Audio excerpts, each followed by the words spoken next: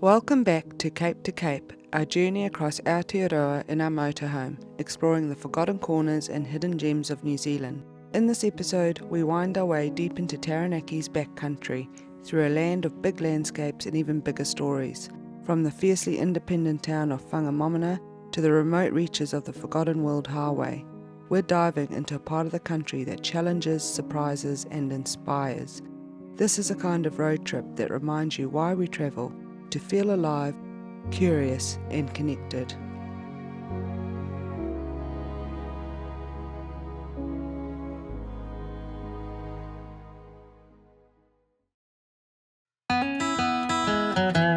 I'm walking down the street on clouds instead of the concrete I'm dancing through. Everything's So we've made it to the Republic of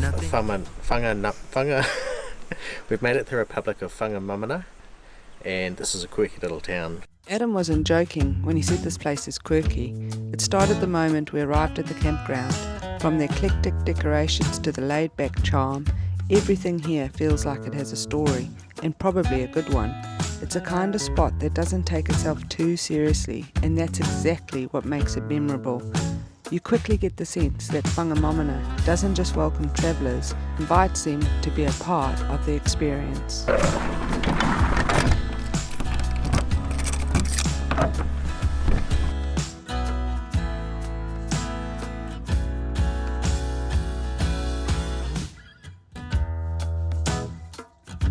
And here we have two daring explorers wandering into the remote lands of Whangamomona.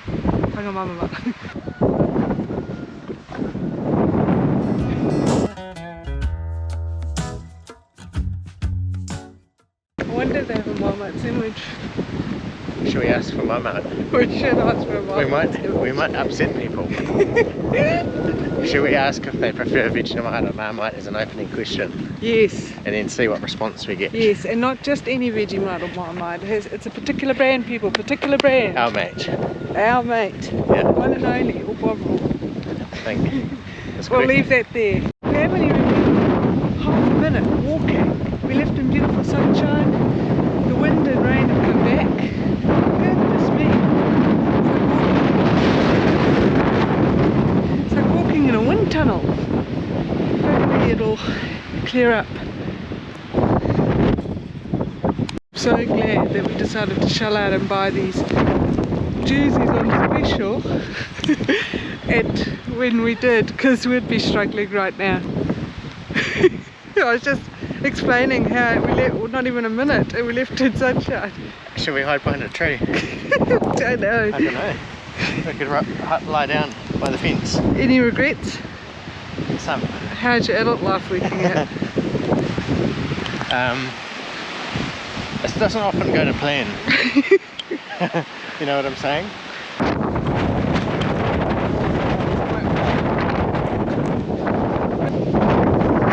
Remember us as you once knew us? This is a video record. This is what it was like before the pub. 30 seconds later. I think it's lifting. but just in time, after it made us wet. Whangamomona might be small, but it's big on character. Nestled deep in the hills of Taranaki, it feels like a place time forgot, in the best possible way. Once a thriving frontier town, Whangamomona now stands as a tribute to resilience, independence and a fiercely proud community spirit. It's a kind of place that makes you pause and wonder what life was like when this was a bustling hub for settlers and shearers. When my feet had touched dry land, how happy I did feel. It's easy to see why people keep coming back, for the history, for the humour, and for the feeling that you're part of something rare. Been saving every penny for to make up through. Did you see that statue? Did you?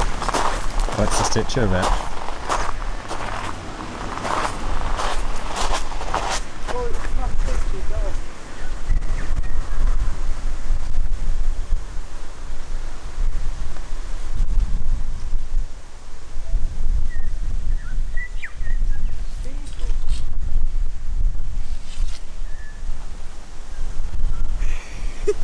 You wouldn't want to read that in a dark alley. Coming around the riverbank where the old train was so sane. The very next thing you hear from me, I've been tied to a ball and chain.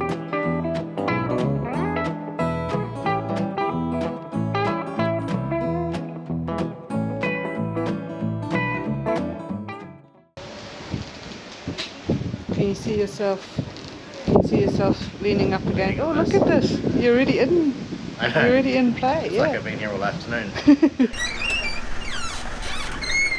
So that was a fun little stop that we've had. So we have to drive the rest of the Forgotten Highway, which is pretty spectacular. So Yes. you get to see all that now. All right, so let's go. Okay.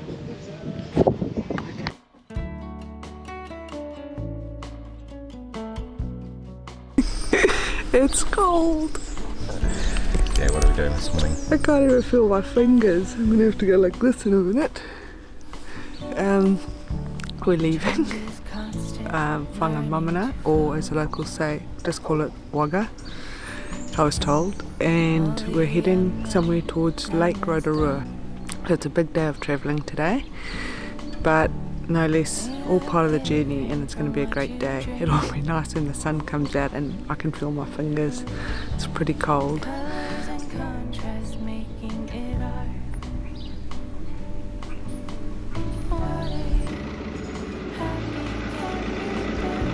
There's a chicken right here.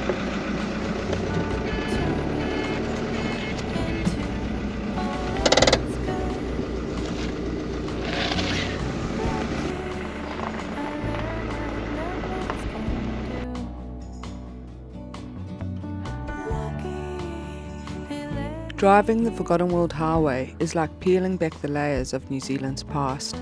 Winding through rugged hills, historic settlements and tunnels, it's a route that tells a story, one of both connection and tension. For years there's been debate about whether the road should be sealed or left as is.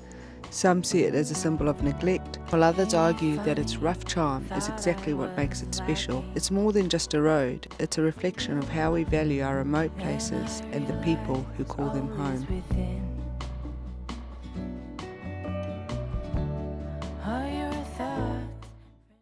So we're just coming up over the Tahora Saddle, and it's covered in fog, and it's just so pretty.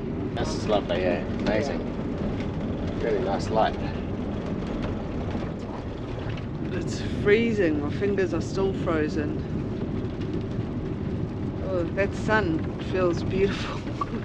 That sun feels really nice right now, beating through the window. It's 4 degrees outside, 4 degrees Celsius outside, so it's a bit of a chilly one. Our first stop is Taumaranui, and we're going to get a coffee there. Much deserved coffee to warm the fingertips up and the body up. What's happening? Coming to a tunnel, this is like a highlight of the drive, one of the highlights.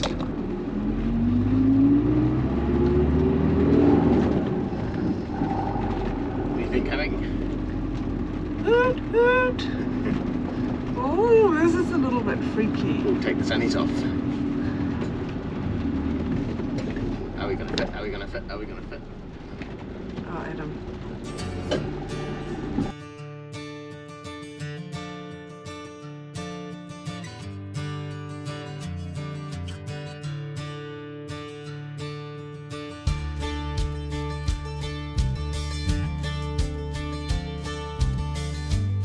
The Moki Tunnel, or as it's fondly known, the Hobbit's Hole, is one of the gems of the Forgotten Highway. Dug out in the 1930s, it's a living reminder of the grit and determination that shaped this land.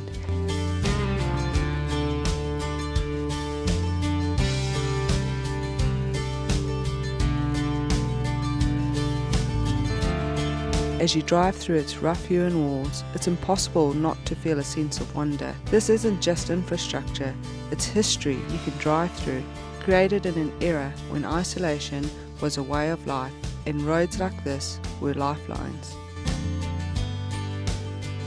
That is an impressive tunnel. Pretty amazing structure up the top. Wooden supports. Let's go have a look, eh?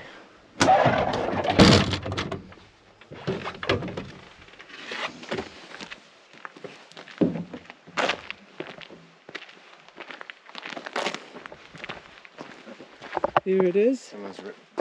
Someone's written Hobbit hole up the top. See that?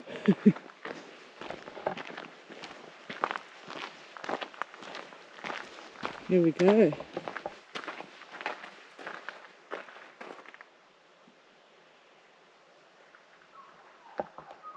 Tunnel was constructed in 1935 to 1936. The sun is welcomed. Okay, so we have just left that bridge area and we're in the Tangaraka Gorge, and it is very narrow.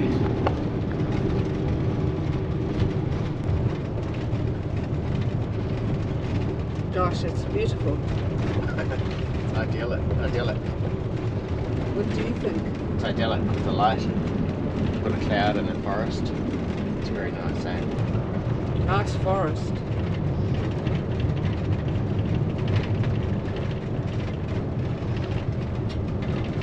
So one stop along this stretch of highway is called Morgan's Grave. So let's go and find out a little bit more about him. Okay, so it says he was the pioneer surveyor who blazed the trail for the road through the Tangarakau Gorge, While in charge of the survey party in this remote area, Morgan was struck down with severe stomach cramps on the 24th of February 1893. Two assistants, Lang and Telfer, hurried out on the 50-kilometre trek through rugged bush to the coast at Urinui to bring back medicine. This seemed to have little effect, so a week later another assistant, Archie Thompson, set off for further medical supplies as Morgan was now delirious. On his return journey, Thompson met up with Fred Wilson, Morgan's chainman, who gave him the sad news of Morgan's death of suspected peritonitis. Gosh, that would have been a very painful death. The men returned with Constable Bleasel and buried 35-year-old Morgan where he had died, near the junction of Paparata Stream and the Tangarakau River. In 1895, 2 years after Morgan's death, the road to Whangamomona, constructed and opened on the line he surveyed. Almost 60 years later, Morgan's widow Annie died in Auckland, aged 85, and her ashes were placed on her husband's grave deep in the bush-clad slopes of the Tangarakau Gorge. The grave is a short walk from here. Follow the track into the bush to your left.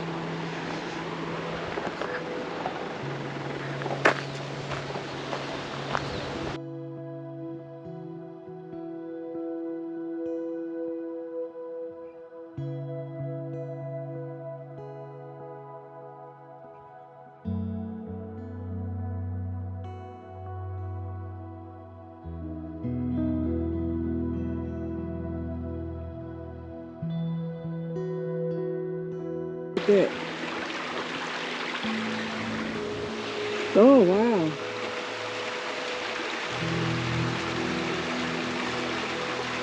What do you think? Bedrock. Nice.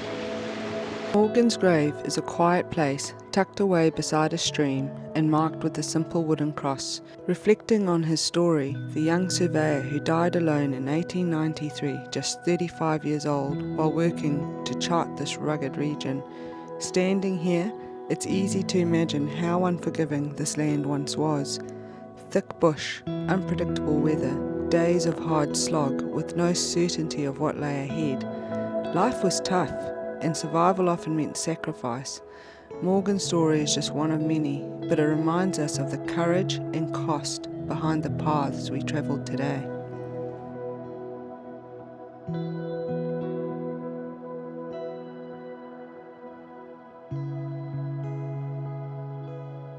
It's easy to lose track of time in places like this, where the road winds on, the stories run deep, and the unexpected is just around the next bend.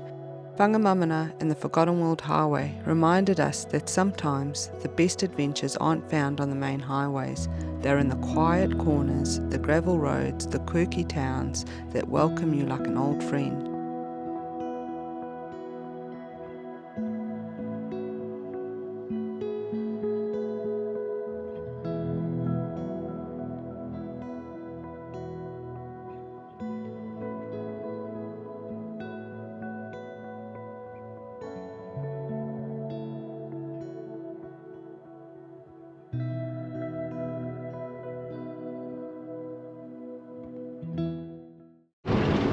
Okay, so we just left the town of Tamaranui, and I was thinking, I'm sure we've been here before, and then I realised that we actually have. It's all coming back to me. So in the summer of 2014-15, Adam and I kayaked down the Whanganui River. It's part of the Te Araroa Trail, and we opted to do the 5-day trip, and our friends would join us on the 3-day trip. The reason we opted to do the 5-day trip was because we needed to sort out who was going to be in charge. And needless to say, I bubbled to the top. It was just the first day of who sat where and who gave the orders. It turned out I was pretty good at it.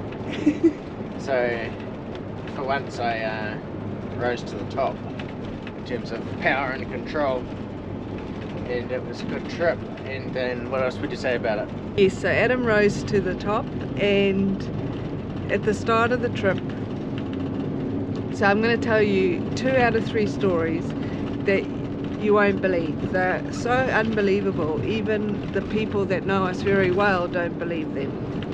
But they're all true, and I'm only telling you 2 out of 3 because the third involves someone else, so I'm not sharing that. But the first one is, we weren't even half a metre from being, we had just been dropped off. We weren't even half a metre from shore when I asked Adam to pass me some water.